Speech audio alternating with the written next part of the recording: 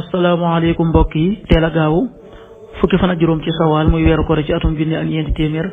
ak ñeent fukk ak ñeent ci gàddaay yonent bi sallallahu alayhi wa sallam dëppoo juróom benn fan ci weeru mee ci atum ñaari junni ak ñaar fukk ak ñett fukki fan ak juróom bokkul ci lim yu fàtte lim bu rafet la kon tey ci gaaw bi rafet na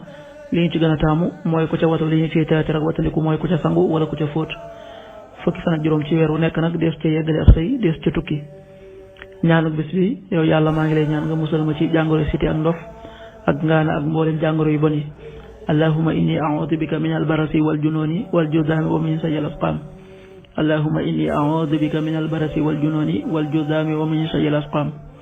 xadiisu bis bi yonente bi sallallahu alayhi wa sallam nee na ku gëm yàlla gëm bis penc ba nay wax aw yiw wala mu noppi xadiis bi buxaari ak muslim nettali nañ ko qaala rasulullahi sallallahu alayhi wa sallam man kaana yuminu billahi wal yawmil axir falyaqul xayran aw liyasmut rawahu buxaari wa muslim. waxtu julli yi suba waxtu na tàbbi 5h28 juróomi waxtu yu tegal ñaar fukki simili ak juróom-ñett tisbaar 13h30 benn waxtu bu tegal fanweeri simili takkusaan 16h30 ñeenti waxtu yu tegal fanweeri simili timis 19h25 juróom-ñaari waxtu yu tegal ñaar fukki simili ak juróom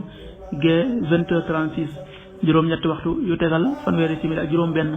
loolu mooy waxtu julli yi ci Touba ak li ko wër. bu fekkee nekkoo Touba soo ko féetee penku ñaar fukk ak juróom-ñaari kilomètre dina wàññil benn simili soo ko féetee sowwu ñaar fukk ak juróom-ñaari kilomètre dina yokkal benn simili soo ko féetee gànnaar wala Saloum téeméeri kilomètre dina yokkal benn simili jant bi dana fenk 6h43 juróom-benn waxtu yu tegal ñeent fukki simili ak ñett 19h21 juróom-ñaari waxtu yu tegal ñaar fukki simili ak benn yàlla nanu yàlla nangul te nangul leen amin